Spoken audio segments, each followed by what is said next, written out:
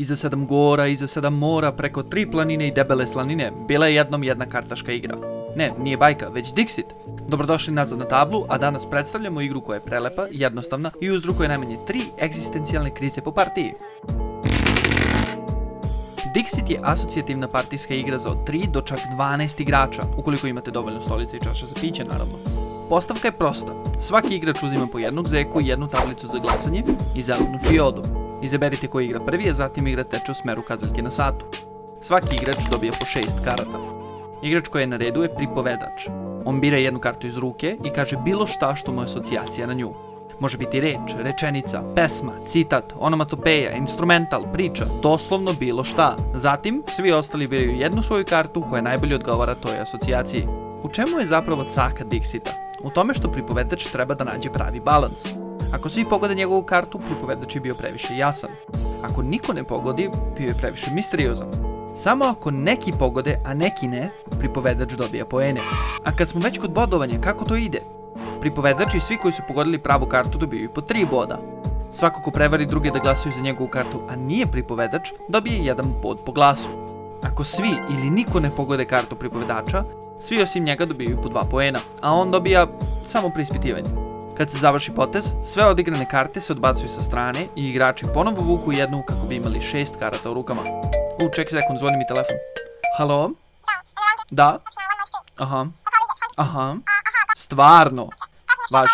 Upravo mi je javljeno da preko 90% vas što gledate tablu niste pretplaćeni. Ako želite još ovakvog sadržaja, bacite sub i obavezno tresnite to zvonce. A sad, nazad na video. Ukoliko u igri učestvuju 3 osobe, što ne preporučujemo, ali jeste dozvoljeno, sleduju posebna pravila. Svakom ide 7 umjesto 6 karata i svi igrači osim pripovedača uvek postavljaju 2 karte iz svojih ruku, tako da je ukupno karata na stolu 5. Pravila za bodovanje ostaju ista. E sad, s druge strane, ako vas igra puno, to jest od 7 pa sve do 12, partije umeju da budu potpuno hektične. S obzirom da je jako teško pogoditi kartu kad ih u opticiju ima toliko, svaki igrač kao olakšicu dobije još i crvenu čiodu te može da glasa 2 put. Pravila za bodovanje opet ostaju ista. Naravno, ne budite bezobrazni. Glasanje za sopstvenu kartu nije dozvoljeno. Dixit je kao partija improvizovane poezije u kafiću gde su svi pijeni od imaginacije. Karte nemaju teksta, a ilustracije su dovoljno čudne da ih nacrtaš samo ako si pogledao previše Tima Burtona i uzgajaš gljive u slobodno vreme.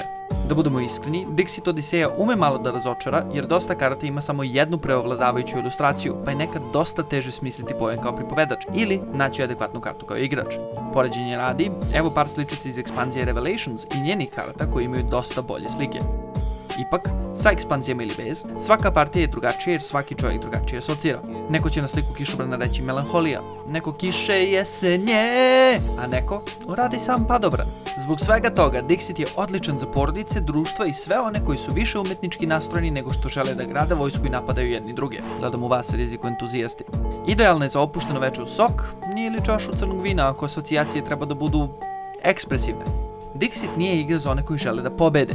Ovo je igra u kojoj želiš da budeš shvaćen i onda se razočaraš kad niko ne klikne na tvoju asocijaciju.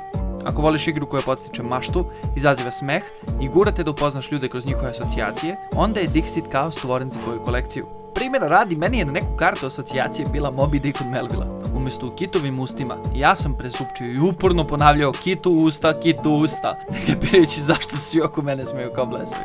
Dixit nije komplikovana igra, no uslovljena kreativnošću igrača može da bude jako duboka. Ponovljena igranja nisu uopšte zamorna, posebno uz dodatak par ekspanzija. Partije ne traju dugo, posebno što su ograničene ne samo brojem bodova već i količinom karata u igri. Imajući to sve u vidu, igra nije bez mana, naročito ako se desi da više poteza u istoj partiji, prosto nemate koju kartu da odigrate iz ruku. Usled svega toga ovoj prezabavnoj igri moramo dati ocenu 4 kockica od mogućih 5. To je bio Dixit, misteriozna, lepa i pomalo psihički izazovna igra. Ako ti se svideo video, lajkuj, baci sub i obavezno podeli sa nekim ko nikad ne kapira tvoje asocijacije. Šta bi želeo sledeće da vidiš na tabli? Reci nam dole u komentaru. Vidimo se!